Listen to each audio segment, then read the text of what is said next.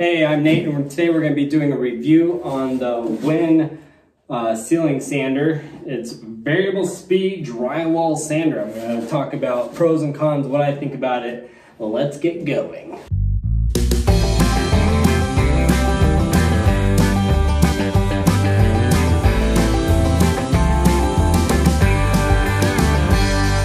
I bought a fixer-upper house, and obviously it's an older house that has popcorn ceilings. I'm sure that you're dealing with the same situation if you're on this video. And you know, it's a pain in the butt to try to get off. And so I got this from Amazon. I'll put a link in the description if you're interested. I'm trying to give an unbiased opinion here. Basically, I tried it on a few different rooms. Complaints with it is it's kind of heavy. It's got the sanding motor up here, plus it's got a bigger disc. And going to your local hardware store, Lowe's or Home Depot, there's little holes for the vacuum to suck up the dust, and they don't have the pads that have the holes in them. So you got to buy the holes, buy the sanding pads with it's a hook and loop. That's the kind that you need. But you want to just, if you're going to buy this on Amazon, just go ahead and buy the pads with it. Unless you know a place that gets it, because it is going to suck up air around the outer edges. It's got a little brush to kind of help keep it from going out everywhere. But even when you use it, comes with like 2 or 3 pads inside it. Even if you use those pads, you're going to run out. But even with those, they have the holes, or you can punch holes, I guess. They have the holes already. But even with that, you start getting dust in the air. And if you got popcorn ceiling, you run the risk of having a ceiling with asbestos in it. So you got to do a full face mask. Face mask that I use, I'll put that in the description as well. And even if you aren't worried about the asbestos, you still have dust and stuff like that getting inside your eyeballs. So that was one thing about it that I didn't like, is the heaviness. Also, I've experimented. I'm a big fan of Craftsman. I experiment with their little Craftsman hand sander. You can pick these up for about 50 bucks. And if you already have Craftsman supplies, then you have the usable battery that you can use for now your drill or your Sawzall, whatever. You know, it's always fun to get another battery. So this is an option. It's obviously dusty as well, so you still want to wear a mask, even though it's got the little cargo thing in there and it's got the holes. It's a hook and loop as well. Different size though. But yeah, so this is 50 bucks. Roughly. And then this is a little bit under 150 right now. I don't remember what I paid for it. I'll put the link or the price here if I can find it, what I paid for it. But overall, like if you have a small bathroom or if you work out all the time, then maybe it's not a big deal. If you're an average Joe like me, even though my name's Nate, not Joe, this might feel pretty heavy for long periods of time, like for a few seconds. Jump over to the other camera here, you turn it on, you put it up, you got to keep constant pressure on it. It's not that big of a deal, but as you do the whole room and you're doing this for several hours, your arms start feeling like jello.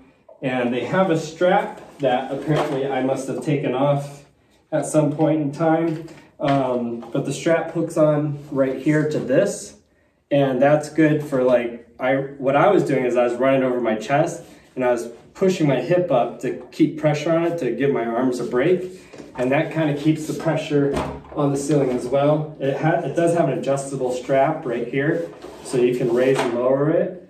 But if you have tall ceilings, it's not going to raise tall enough. Like I have one 9-foot ceiling, and you'd have to get scaffolding.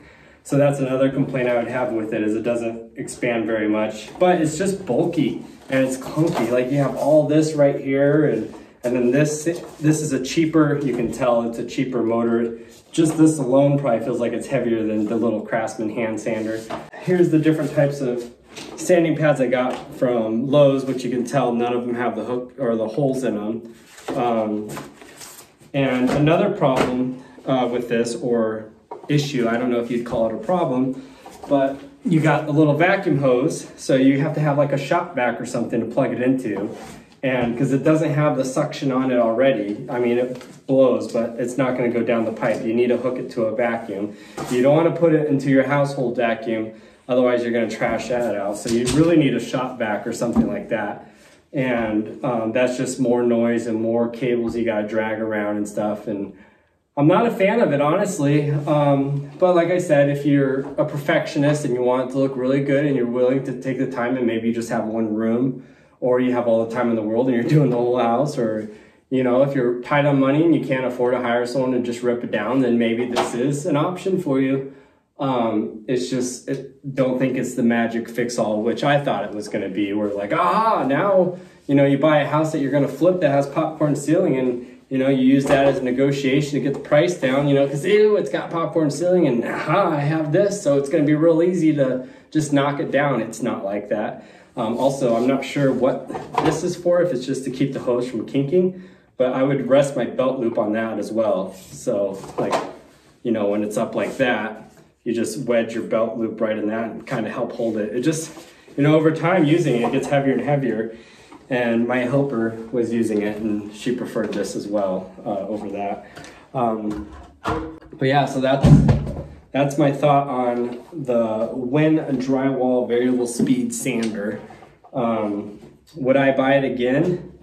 Maybe, but probably not. If I knew it was going to be this level of quality, I would either save up and buy a more commercial version instead of the cheaper residential version, or I would just use a hand sander, like the little tiny Craftsman sander.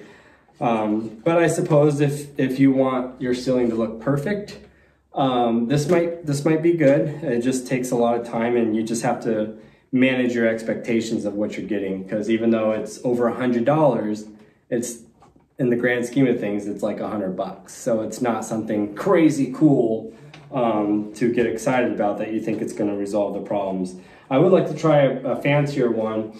Maybe another thing you can think about if you're doing a whole house, check with like a rental supply place, someone that rents out commercial grade equipment, and maybe you can get a $20,000 ceiling sander that does an amazing job, and just rent it for like $100 a day, and just, you know, from 8 a.m. till 6 p.m. you just nonstop, someone's always using it, get your money's worth, you know. And even if it took 2 days, if it gets the job done, it beats this taking 2 weeks or however long it does.